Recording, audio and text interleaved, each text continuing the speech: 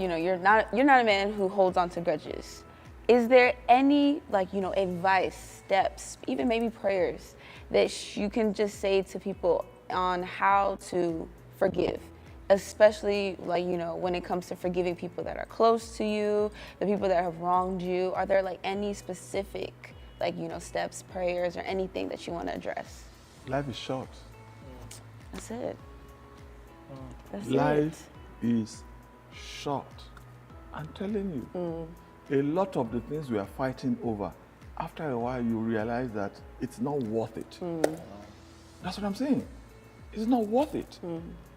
A lot of things that people are fighting over these days, it's not worth it. Life is short. Before you know it, boom, you are there. I have some friends that I grew up with. I've known them since they were 23, age 23. They're going to be 70 next year. Wow. 70, 6 of them. Wow. And I'm looking at them and say, man, I can't believe you guys are doing 70. I'm so happy for them. It's unreal. I said 70. We were sleeping on the same bed all over the place. And life is short. Life is short. Life is short. Now, going more, talking about, your life, you've also talked about the challenges that you face coming to the U.S. So this question now kind of dives in a little bit about that. And it states, when you relocated to the U.S. with your young family, you encountered significant financial pressures related to building the church and providing for your household. What advice would you offer to newly married couples who are just starting out and wish to achieve that financial stability? keep on rowing. Keep on rowing. It doesn't matter if the waves are against you, keep on rowing. Do you understand? Keep on grinding it. After a while, you're going to have a breakthrough. Isaac kept on digging the wells. And after a while, he found Rehoboth. You know, those early years were very challenging. And what helped a lot is the background that I came from. I've been without, growing up. So I understood what Paul said, that I know how to abase and to abound. Abasing is not a problem for me. I'm telling you the truth. If I'm broke, you don't know. Tell me, I'm just telling you. I'm just telling you, you don't know. I'll just move on with it. Because all those things, they're not permanent. They're not permanent. Do you understand what I'm saying? There was a time in this church that if we had $2,000 offering, it was a lot of money. And when we started, there was a time that $300 and something, $67 thereabout, a lady was sending her tithe every 2 weeks. That was our lifeline.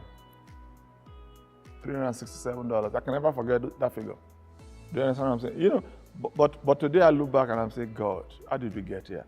This can only be by you. So what I'm saying is that if you are going to report about war, you don't die at war.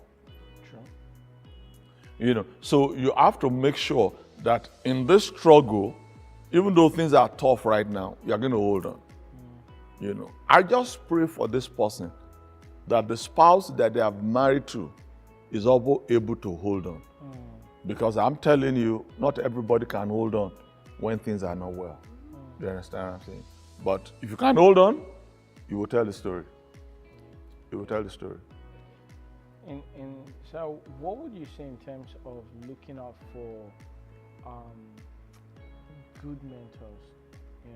Because I'd say working with you, sir, it's been a privilege, and being able to learn some things about the way you live, and that has also guided even some of the decisions that I make personally in my own life. And I think that has helped.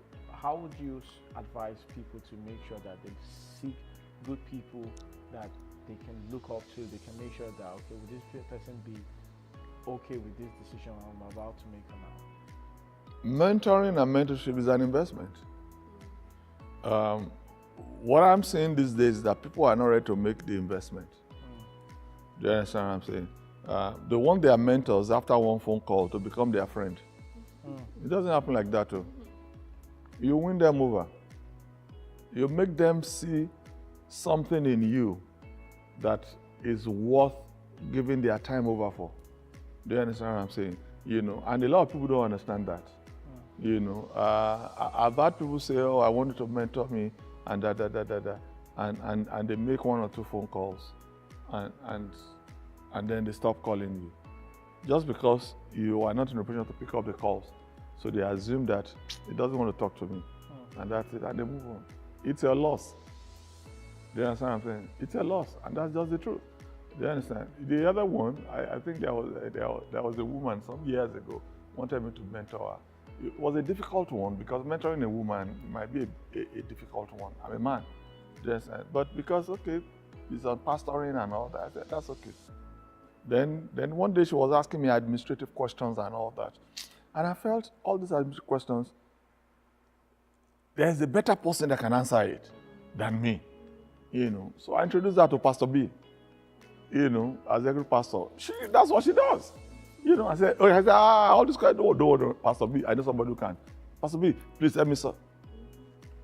Man, she cussed me out. Oh, wow. I mean, she cussed me out. That who do I think I am? I should introduce her to. I checked myself again to find out, did I do anything wrong? Do you understand what I'm saying? You know, these are the things. You know, your mentor is not just going to be your friend. It's going to be somebody that you value what they say. Right. Do you understand? And you have to also value your mentor. Do you understand? What I mean by that is that I have people who are like mentors to me, and they are my friends. You don't want to know the kind of gifts I've given them. You don't want to know the kind of gifts. And I say, really? It's because I value what they bring to the table. Do you understand? Some people, all they want from the mentor is to take. You never give back. Really? It's not because your mentor desires those things or he wants those things or he needs those things. No, it's for you to show appreciation. Right. This life is not a one-way street. It's a two-way street. You know, and people have to understand all this for you to be able to get the best. You know, somebody who has been a blessing to you, picking up their calls is not going to be a problem for you. Even if you cannot talk at that time, you'll still say, hey, you know what, I can't talk right now, but call me back in 1 hour. I'll talk to you. Do you understand? You know. So if all you do is take, after a while, nobody will take your calls again. I'm just telling you. I'm just telling you. Yeah. Do you understand? You know. Now, in all I've said now, somebody who's not hearing right, all he's hearing is that they want you to be giving them something. Right. That's your problem because you have a problem with hearing. Yeah. You have to hear right. You have to hear right. Definitely. So, sir, looking back at your accomplishments, you frequently acknowledge that none would have been possible without God. Absolutely. What guidance would you give the younger generation who may be reluctant to follow God's process and instead seek self-sufficiency? You've said it now, process. Process. You know, life itself is a process. Life itself is a process. Honor God. Honor God. This might not be the forum to say this, but I'm telling you, there is nobody on social media that can convince me that I should not pay tithe. You have not been born. I'm telling you. I honor God with my substance. How do you expect something from someone you don't honor? God said, they that honor me, them I will honor. Make God a priority. Right. Make God a priority. I was nobody when I became a Christian. But because I wanted to grow, and I knew that being in a particular club, I was in a particular social club, I knew being in that club, it was not going to help me. It was not going to help me. I pulled out. I resigned. The people say, oh, but Tola, you can da. 2/3 of the people now, they are Christians. I pulled out because I knew that if I stayed in there long enough, I would lose my salvation. You think God doesn't see all that? Honor God. I've gotten jobs that midweek service, it was going to affect my midweek service attendance. And I went to my boss and I said, listen, I must close at 5. He said, what happened? He said, I must be in church before 7 because I have service and I was part of it. And the guy said, as long as you do what you have to do, it's okay. I did what I had to do. Make sure you get your job done. Make sure you do everything. Yeah, it's not a problem for me. But I will not be at that work. And that work will not be a disturbance with my attending midweek service. It's not going to happen. These are all the things now that a lot of people now, they are so happy that those things are in place, disturbing them from serving God because they use them as crutches. Don't you know my job? Don't you know my job? No. This is we're New Testament believers, so where must we give this? You want that God to prosper you and you cannot prosper the work of that same God? Come on. I think it's a joke. That's the thing. So you are young, you want to... Yeah.